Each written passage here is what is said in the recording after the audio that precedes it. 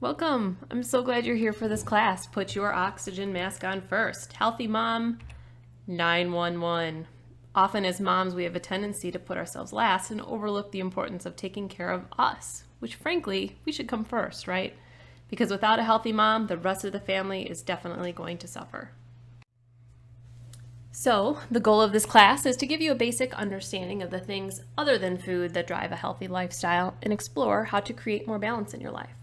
We're going to talk about primary food, which is the food that your body needs to be healthy that doesn't go in your mouth. And this includes exercise, spirituality, relationships, and career. I'm also going to introduce you to an exercise called the Circle of Life to determine where your life is in and out of balance and help you come up with some ideas as to how to bring it back into balance. We'll talk about time management and how to quote unquote do it all. And finally, we're going to dig into some self-care and non-negotiable things you can do to take better care of yourself. So let's dig in, shall we? Let's talk about primary food. So like I just mentioned, primary food is called primary because it's actually more important than the food you put in your mouth. You can eat all the broccoli or kale in the world, but if these areas of your life aren't in line, you won't experience true, vibrant health. They are physical activity or exercise, spirituality, relationships, and career. You'll see them depicted in the integrative nutrition plate to the right. It circles the plate or the secondary food, which is the food you eat. If you want to learn more about secondary food and how to create the best diet that is tailored to what your body needs, not what the media thinks you need, check out my video on nutrition basics. But back to primary food. So let's dig into the details. So let's talk about physical activity. I think IIN chose the term physical activity rather than exercise because I think the term exercise has a tendency to turn off some people because it's associated with slogging on the treadmill for hours, and it's a subtle difference in how you think about it. The thought of getting more physical movement in your day shouldn't be a turnoff, right? Long story short, physical activity in this case does not equal having to spend hours at the gym each week. So why is exercise so important? There's some obvious reasons like controlling weight, but there are a lot of other benefits to getting some movement in your day, like it enhances the quality of your sleep, it improves your immune function, lowers blood pressure, decreases inflammation, increases your energy, and reduces the risk of depression, anxiety, and stress. Check out the handout on the class resource page titled Benefits of Exercise to find out more information. I think most of us know that getting exercise is important, but actually getting it into your days can be challenging, especially as a busy mom. What kinds of exercises should you be doing? Much like diet, physical activity is not a one-size-fits-all proposition. Listen to your body. Come to understand what it needs and craves. What feels good? For me personally, I can tell when I need to get a yoga session in because my body just feels tight. Or when I need to get some good cardio in, I feel sluggish, like I've been sitting too long. Start listening to your body and find out what it has to tell you. Other things to consider. Do you prefer exercising alone or with others? What sounds more appealing to you? A Zumba class, high energy with a lot of people around at the gym, or going for a run solo? Also consider your energy level. Choose the best time of day when you feel the most energetic. There's a handout on the class resource page called Are You Craving Movement? It has some more things to consider when choosing what type of exercise will work best for you. And especially consider finding something that's convenient, because if it's not convenient, you're definitely not going to do it. We're all busy, and if making that 15 to 20 minute drive to the gym is going to prevent you from exercising, then consider something more convenient like workout videos. There's a lot of stuff on YouTube, iTunes, or you can buy or rent DVDs or get some workout apps, or even just going for a walk or run or doing some Tabata exercises at home. Check out the class detail page for links to some of my favorite at-home exercise options like Beachbody On Demand, Nike Fit, Gaiam Yoga Studio, and Interval Timer. I end up doing yoga in one of the windowless conference rooms at my office during my lunch hour once or twice a week because I found that that's the most convenient time for me to squeeze it in. Just figure out what works best for you. I also wanted to put in a quick plug for a favorite business of mine for moms local to Chicago. The Active Moms Club is something I found when I was pregnant with my oldest. Cassandra, the founder, creates exercises targeting muscle groups that moms use and need to strengthen for both pregnancy and post-pregnancy. And her post-pregnancy program was a godsend when I was on maternity leave for my youngest. It helped me fix some alignment and pain issues I had as a result of the pregnancy, and I started getting my diastasis recti under control. I highly, highly recommend you check it out. You may also want to consider a program like Active Moms Club because it forces you to fit it in your schedule and show up because you made a financial commitment to it. So, what if you don't like working out? Fit it in any way you can. Get off the train earlier. Take a walk with your family. Have a dance party with your kids. Frankly, that's where a lot of my exercise comes from, is dance parties. Also, chasing my kids around at the playground is another way I get exercise in when I can't put in a dedicated workout session. Or even cleaning the house. I mean, I know cleaning the house isn't the most fun, but it's definitely a way to get more movement in. I find that the kids force me to get moving more for sure. I like to play a good game of tag with the kids at the playground. It gets me running and climbing, and they love it too. In summary, find a way to incorporate more movement in your day that your body needs and wants and is something you actually enjoy doing. Body will thank you for it. Let's talk about the spirituality component of primary food. I'll be honest, I had a difficult time with this part of class. Spirituality is a tricky subject because there are so many definitions of what spirituality looks like, and it's a fairly personal thing. Part of that reason is because spirituality and religion are fairly intimately tied, and religion can be a hot-button topic for many. The other reason why it's tough for me is because my spiritual practice is, frankly, still a work in progress. My basis of spirituality from growing up was Catholicism, which I've really separated myself from since I've been an adult. I really appreciated my Catholic upbringing, but I struggle with making that connection between the Catholic religion and spirituality. And by that I mean connecting with a higher power, which is really what I need at this point in my life. The nuts and bolts of this aspect of primary food is that it is important to connect with a higher power, which you can call whatever feels comfortable to you. God, Allah, all-knowing, the infinite spirit, list could go on and on. I'll use God because that's what works for me. Because at the end of the day, we as humans don't have all the answers, and connecting to God via prayer or meditation is an excellent way to calm the chaos, reduce stress, find answers to what we're seeking, and let go of trying to control everything that happens in our life. In my life, I've seen some amazing things happen when I've let go and let God take over the reins, which is difficult for me because I'm someone who likes to have control and figure things out and make things happen for myself. The most memorable was when I was on the online dating scene and it wasn't going that well. I was on my way home from a pretty bad date and I told myself I just couldn't do it anymore. And I mentally made that switch of giving it up, and I said to myself, God will bring someone into my life when it's the right time for me. The mental liberation of struggling to find the quote-unquote the one was gone, and 2 days later my now husband contacted me via Match.com. I try to weave more spirituality in my day-to-day, but it's tough. As of late, I've taken up meditation practice, and I've been working to more regularly connect with the infinite and asking God for help and guidance. Meditation was another tough subject for me. A long time I resisted it because what I originally was taught about meditation was that the intention was to get your mental chatter down to zero, which is pretty near impossible to do unless you're a monk who meditates all day, every day. And that is totally not the point at all. Being the perfectionist that I am with a lot of mental chatter, I easily got frustrated with meditation and didn't give it much of a chance until I started doing a little more learning about it recently, and I found that the purpose is to separate yourself from the mental chatter and slowly make that gap between thoughts bigger and bigger. Just be the silent witness behind the mental chatter. Watch it go by like the traffic on a busy street. No judgment, just observe your thoughts with loving patience and curiosity. I found that I'm much calmer when I'm meditating regularly. I'm able to be a better parent too because I don't react as quickly with the kids. I'm able to take advantage of that mental gap of calm and give more thought to what the best way to address any given situation is before I react. Circumstances don't bother me as much as they used to either. I used to get pretty mentally twirled up in a lot of life situations, and I don't do that as often when I meditate, which is pretty liberating. Another benefit is that I've started connecting with my intuition more, that voice in the stillness, and I've been getting that guidance that I really need from the universe. Good things have been happening as my life continues to unfold, as I've been putting my hopes, prayers, and dreams in God's hands. So, bottom line with spirituality, find some sort of religious or spiritual practice that feels good to you. And if you don't have one, I recommend giving meditation a try. It doesn't take a lot of time to do. Just start with 5 minutes a day and work your way up from there. Everybody can find 5 minutes, right? Some of my favorite meditation resources are listed on the class page. I hope you find some of them useful. Let's talk about primary food relationships. Here's a few things to consider. View everything and everyone you meet with gratitude.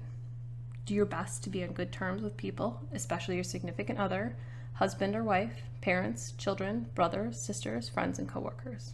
Communicate with them regularly, either in person or via telephone or email. Also give some thought to who you're not on good terms with, and who would you avoid at a party. Try to improve those relationships. Learn how to make an enemy into a friend. How else can you improve the relationships in your life? I'd like to think about doing an activity where you journal on one area of your relationships where you can improve. There's a handout on the class page called Clear Communication with Your Partner. I really love this handout because it's a good reminder that you need to have clear, open communication with your spouse. Often with the craziness of children, this important relationships get put on the back burner. Make sure you're spending good quality time talking and listening to your partner. Let's talk about career. This is one aspect of primary food that is so obvious and yet so difficult at the same time. So obvious because if you hate what you do with the majority of your waking hours, it's obviously going to affect your health. But it's pretty difficult to make a career change without serious effort and planning. I've struggled with this career piece for a while. It's not that I dislike my job. In fact, I like parts of it.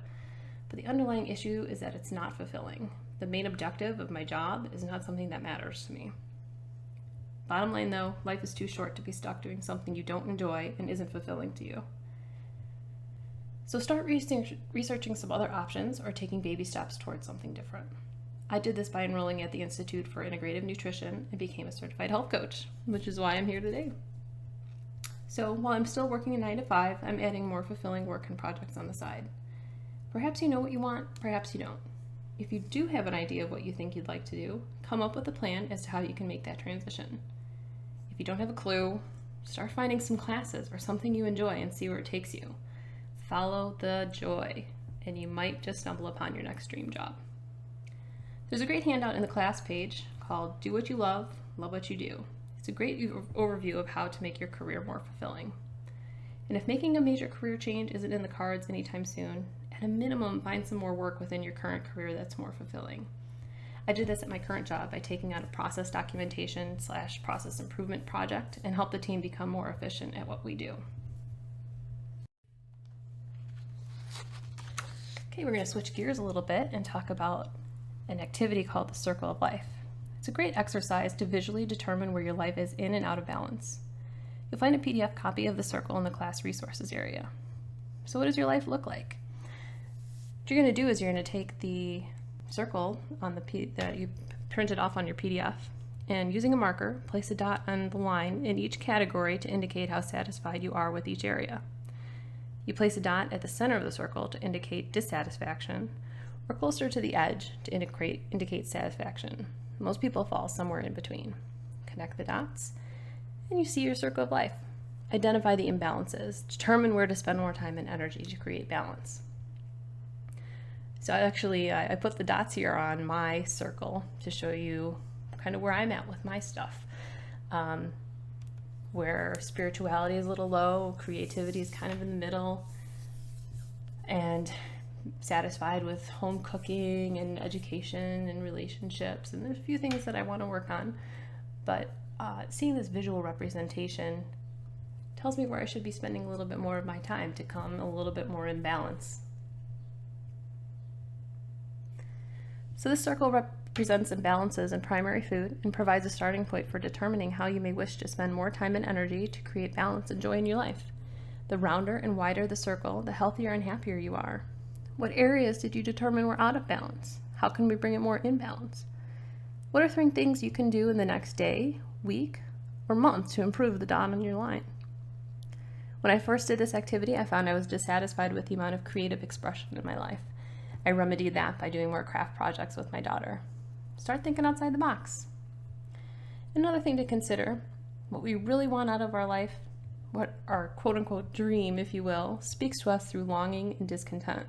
What are you longing for? What are you discontent about? This activity speaks to that. And while we're on the topics of dream, let's dream a little dream. Now that you've seen where you're in and out of balance, let's take a few minutes to think about what your perfect circle looks like. I'd like to walk you through an exercise that will help you identify your idea of balance and a dream life looks like and get you on the path to realizing those dreams. The first step is coming up with that dream and writing it down in detail. Write what you want to accomplish or obtain, the places you want to go, the people you'd like to meet or become closer with, or anything that your heart, mind, and soul truly desire. Start listing your desires. Begin with the simple and obvious, and you will notice that more ideas come to you once you start writing. What is the life you would absolutely love to live? Write down everything that comes to mind, no restrictions. This is for your eyes only. Take it a step further and think what your ideal average day would look like if there weren't any geographic, health, relationship, financial limitations, and you could do it over and over and over again and not get sick of it. To answer that, you need to break it down in detail. So answer these questions. Where would you live? What would your house look like? What time would you wake up? What would you do in the morning and have for breakfast? How would you spend the first half of your day? What would you eat for lunch? What would your friends be like? What would you do for personal fulfillment? What life purpose would you strive towards? What would your business be? What time would you start work? What would you actually do at your work? What are your coworkers or clients like? What are your relationships like? What would you have for dinner? What would you do at night? What would your thoughts be as you fell asleep?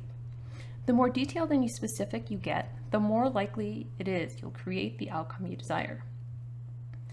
If you're struggling answering any of those questions, think about what areas of your life you are discontent with and what you'd like to change.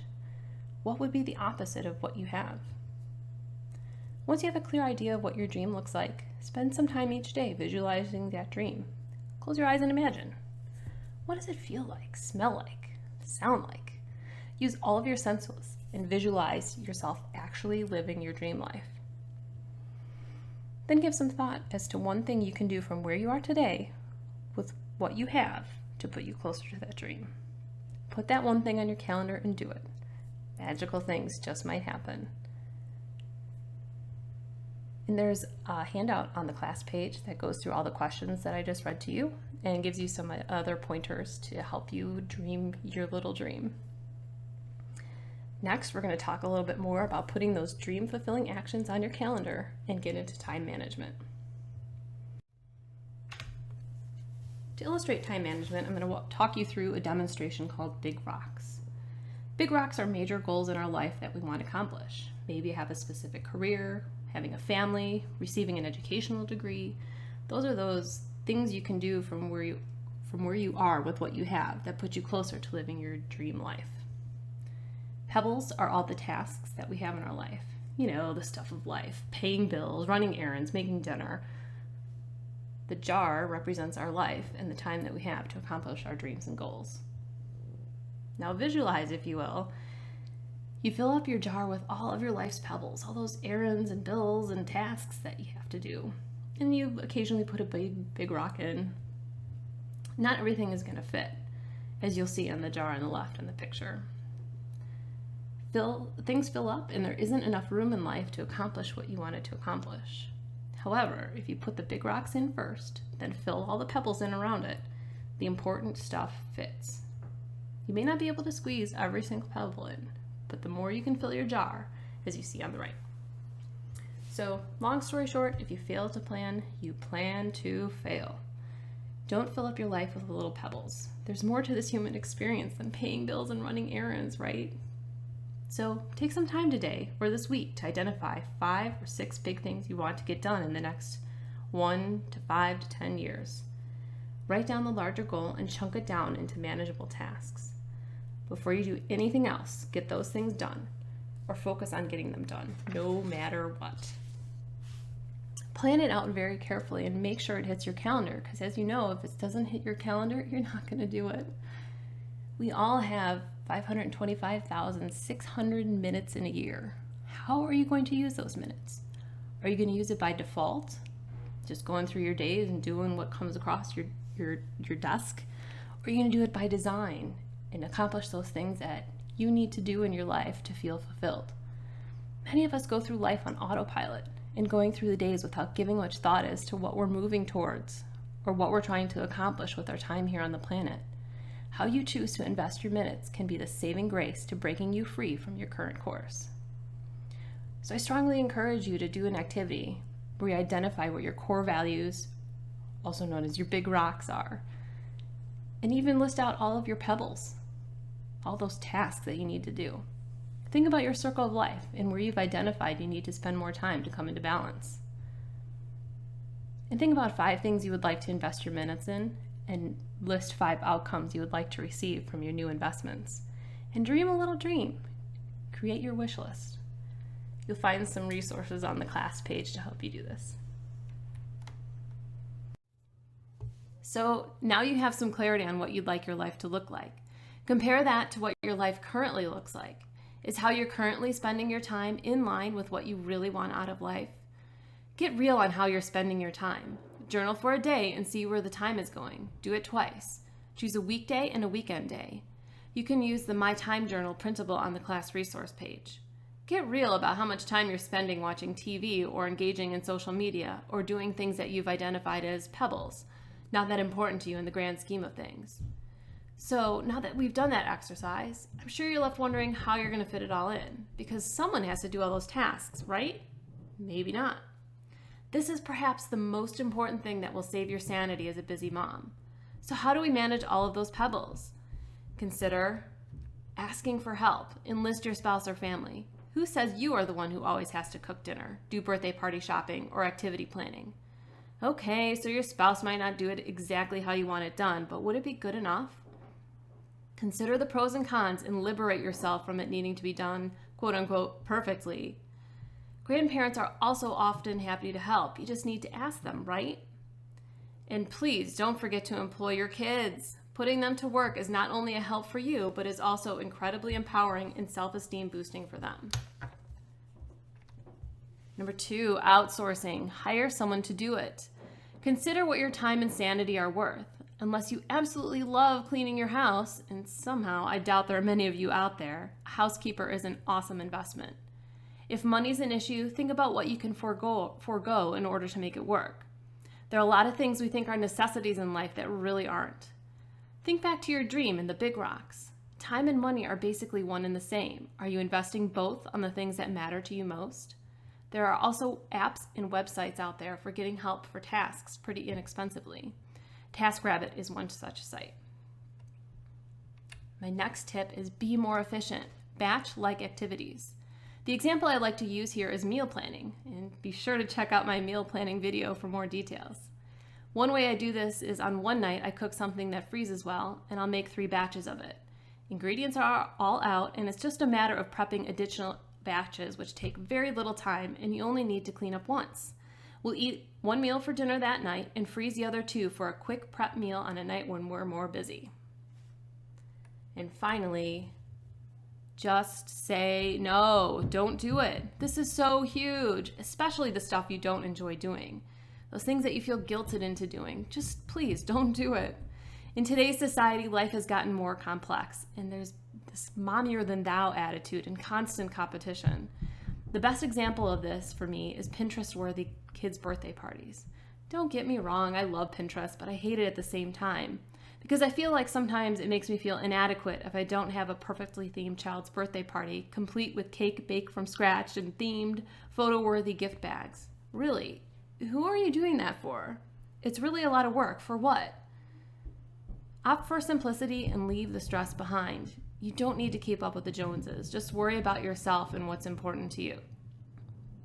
I've personally found that the simpler my life is, the less stuff, less commitments, the less stress I have as well. I'm a big proponent of simple living. Stay tuned for the video series on that. And I strongly encourage you to do an activity where you list 3 tasks you can enlist help for, outsource, or say no to. Put those things off your to-do list. And there's also a handout on the class resource page called The Secrets to Balancing Home and Work. Check it out. When was the last time you did something nice for yourself? Let's talk a little bit about self-care. Stress can definitely take its toll on our bodies in many ways, physically, emotionally, and mentally. I find that when I feel like I don't have the time to slow down is actually the time when I need it the most.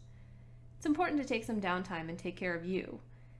You not only deserve it, but when you're feeling rested and recharged, you can accomplish more and support others better. It's not selfish at all because you actually have more of you to give. You cannot continue doing work or being present for others at home or at work in any dedicated way if you are not well taken care of. Eventually, you're going to burn out. It's your responsibility to make sure you are taking good care of yourself. Be sure to schedule time into your calendar for yourself to recharge your batteries. So many of us, myself included, have a fairly pleasure and joy deprived life. Find ways to fit more things that you enjoy in your days. Ideally, do something for yourself that makes you feel good every single day. For me, there are a few different ways I do something nice for myself. I take long, relaxing baths. I take my lunch hour at work, as I like to call my sanity hour, as I often call it, to do something that I enjoy, like doing yoga or going for a walk or do some window shopping, treating myself to a tea and sitting somewhere relaxing, getting massages. And then sometimes in the evenings after the kids go to bed, I find myself sitting in a comfy chair at home reading a book for pleasure. So give some thought. What would feel good to you? Check out my handout on self-care in the class resource page. It includes self-care activities ideas. I wanted to highlight a few of my favorites here. First one is a gratitude journal. Each evening, write 3 to 5 things that you were grateful for that day. You will start to focus on all of the blessings that you have in your life, both big and small, and shift yourself to a more positive mindset.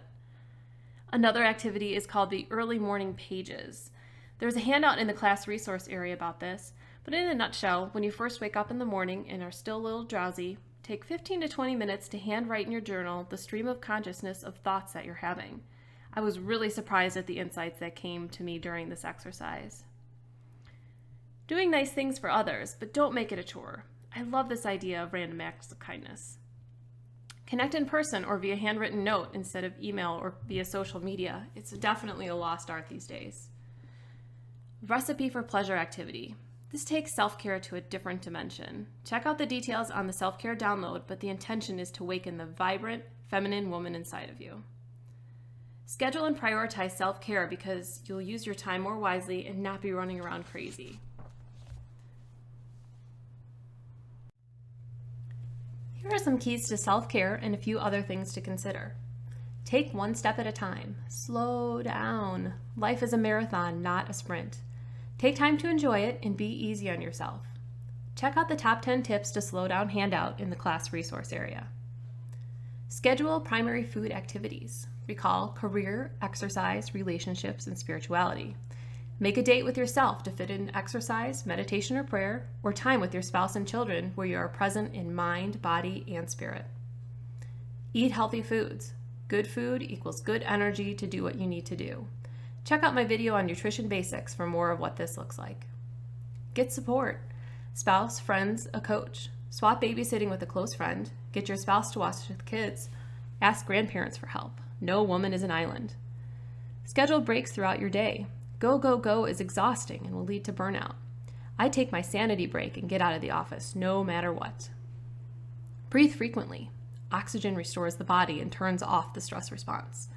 One of my favorite techniques is 4-7-8 breathing. Take a long, slow inhale to the count of 4, hold your breath to a count of 7, and take a long exhale to the count of 8.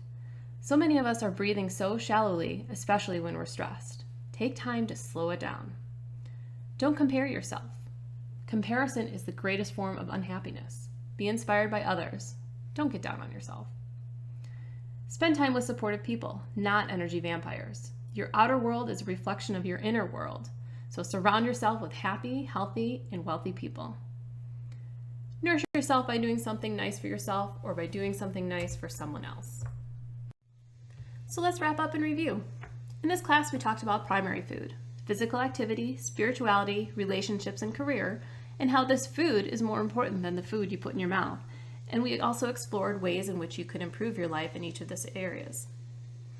Exercise is an important piece of overall health and how it's important to be something that you enjoy, fits your personality, and works well in your schedule.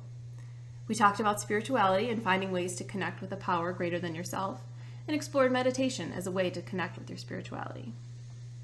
With relationships, we discussed how you should do your best to be on good terms with everyone you interact with, and how important communication is, especially with your partner.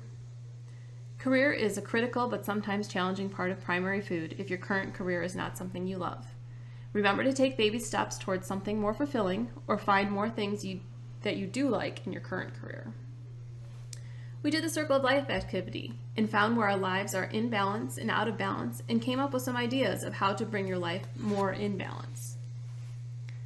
We explored what our dream is, what the life we would love to live looks like, and came up with some activities to start bringing us closer to our dream life. We put those activities on our calendar, making sure that we're spending time on the big rocks, those things that matter most to us and what we really want to accomplish in our lives. We also learn how to better manage those pebbles in life, those tasks and errands that need to be done. Ask for help, outsource, be more efficient, and just say no. And finally, we discussed how to infuse more pleasure and joy in our days with self-care and explored some different ways you can take better care of yourself. Thanks so much for joining me for this video. I hope you were able to find a tip or two here that will get you closer to health and happiness. Be sure to check out the class resource links. There's a ton of great stuff there. And remember, healthy, happy mom equals healthy, happy family.